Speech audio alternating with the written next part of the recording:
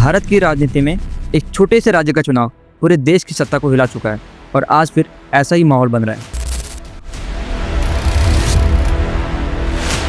नवंबर 2025 में बिहार में होने वाला बिहार विधानसभा चुनाव सिर्फ बिहार के लिए नहीं बल्कि पूरे दिल्ली की सत्ता के लिए निर्णायक साबित हो सकता है।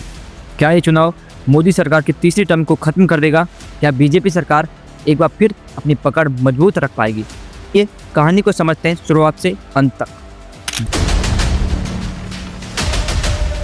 2024 के लोकसभा चुनाव में बीजेपी सरकार ने अब की बार 400 पार का नारा दिया। की बार एनडीए सरकार 400 पार। पूरा मीडिया, एग्जिट पोल्स सब यही दिखा रहे थे कि बीजेपी सरकार इस बार ऐतिहासिक जीत दर्ज करेगी। 401 पहुंच सकता है व्यूअर्स। ये सबसे बड़ी खबर इस वक्त की जो हमारे एग्जिट पोल से निकल गई। लेकिन 4 जून 2024 को जब रिजल्ट आया तो सब चौंक गए। बीजेपी सरकार को मिली 240 सीटें और कांग्रेस को 99 सीटें। किसी के भी पास पूर्ण बहुमत नहीं था। फिर हुआ गठबंधन का खेल। नीतीश कुमार की जेडीयू की 12 सीटें और चंद्रबाबू नायडू की टीडीपी की 16 सीटें आ गई बीजेपी के साथ, और इस तरह मोदी तीसरी बार प्रधानमंत्री बने।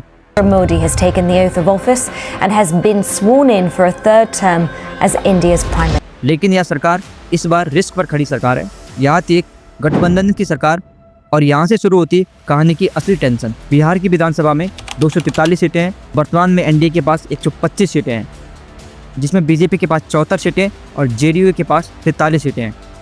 वहीं महागठबंधन यानी तेजस्वी यादव और राहुल गांधी के पास लगभग 110 सीटें हैं। अब जरा सोचिए, अगर 4 सीटें इधर से उधर हुई तो नीतीश कुमार की सरकार गिर सकती है। बिहार में एनडीए हारा तो इसके झटके दिल्ली तक जा सकते हैं। नीतीश के पास 12 सांसद हैं और अगर वो पलटी मार दें तो बीजेपी की सेंटर सीट का आंकड़ा 293 से सीधे कटकर 281 पर आ जाएगा।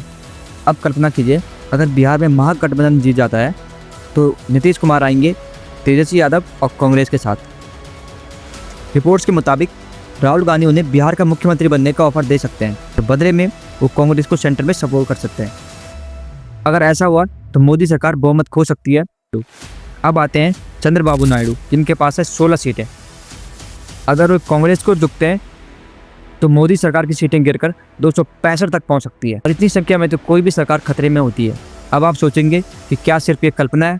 नहीं, भारत के इतिहास में ऐसा पहले भी हो चुका है। 1979 में इंदिरा गांधी के पास ज़्यादा सीटें थी, फिर भी प्रधानमंत्री बने चौधरी चरण सिंह, जिनके पास केवल 60 सीटें थी। क्योंकि राजनीति में गठबंधन और अफसर कभी भी पासा पलट सकते हैं। क्या 2025 में वही कहानी दोहराई जाएगी? क्या इस बार राहुल गांधी वही चाल चलेंगे या मोदी अपनी सरकार को बचा लेंगे? बिहार का चुनाव सिर्फ एक राज्य का चुनाव नहीं है, it is India's political pressure point. अगर बिहार में महागठबंधन जीतता है तो सेंटर की पॉलिटिक्स में डोमिनो इफेक्ट शुरू हो सकता है और नीतीश कुमार का फैसला पूरे दिल्ली की गद्दी हिला सकता है। और अगर बीजेपी ने बिहार बचा लिया तो मोदी सरकार और भी मजबूत होकर निकलेगी। अब सवाल आपसे है कि बिहार चुनाव 2025 बीजेपी सरकार को हिला देगी या मोदी सरकार एक बार फिर से सबको चौंका देगी?